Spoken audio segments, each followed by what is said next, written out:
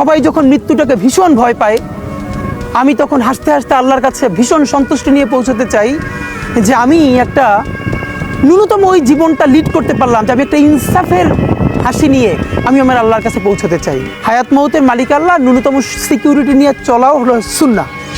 কিন্তু আমাদের লড়াইটা হলো, আমার মা স্বাভাবিকভাবেই কান্নাকাটি করেন, আমার পরিবার সবাই। তো আমি আমার মাকে বলেছি যে দেখো, মানে আমরা যে লড়াই নেমেছি, আমার একটা মনে হয় কি কোনো রাজনীতিবিদের না বাসায় মৃত্যুটা হইতে পারে না, এটা কোনো ভালো মৃত্যু না। যিনি রাজনীতি করেন, যিনি লড়াই করেন, যিনি বিপ্লবী, যিনি সংগ্রামী, তার মৃত্যুটা হবে একটা সংগ্রামের মধ্য দিয়ে, একটা রাজপথে, একটা গ্লোরির মৃত্যু।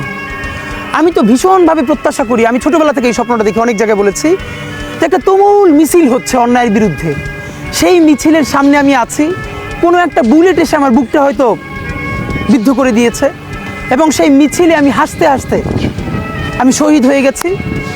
এবং সবাই যখন মৃত্যুটাকে ভীষণ ভয় পায়, আমি তখন হাসতে হাসতে আল্লাহর কাছে ভীষণ সন্তুষ্টি নিয়ে পৌঁছতে চাই যে আমি একটা ন্যূনতম ওই জীবনটা লিড করতে পারলাম, যে আমি একটা ইনসাফের হাসি নিয়ে আমি আমার আল্লাহর কাছে পৌঁছতে চাই।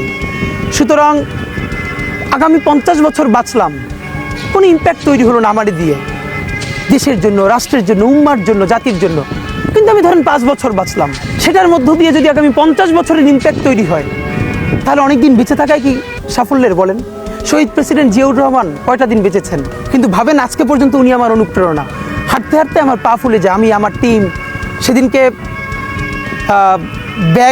ব্যাগের মধ্যে জুতো নিয়ে তারপরে একটা শপিং মলে ঘুরছিলাম, মানে পা ফুলে গেছে, পা জুতোয় ঢুকাতে পারছিলাম না। তো জিয়াউর রহমানের একটা ওনার গল্প মনে পড়ছিল, যিনি মাইলকে মাইল যখন হাঁটতেন, ওনার সাথে স্টাফদের পা ফুলে যেত, কিন্তু ওনার তো আর্মি ট্রেনিং আছে। তখন তাকে বলতো যে স্যার আপনার তো আর্মি ট্রেনিং, আমরা তো আর পারি না। এই জন্য ওনাকে মানুষ রাখাল রাজা বলতো।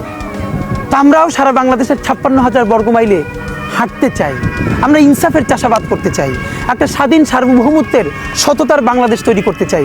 আল্লাহ যে কয়দিন হায়াতে রাখবেন এই লড়াইটা করব। যেদিন নিয়ে যাবেন আমি স্বপ্ন দেখে যেতে চাই, আমি আমাদের এমন টিম, আমি আমার সন্তানকে রেখে যেতে চাই, আমার মৃত্যুর পরে যেন এই লড়াই বন্ধ না হয়, এই লড়াই যেন বাংলাদেশে কিয়ামত পর্যন্ত জারি।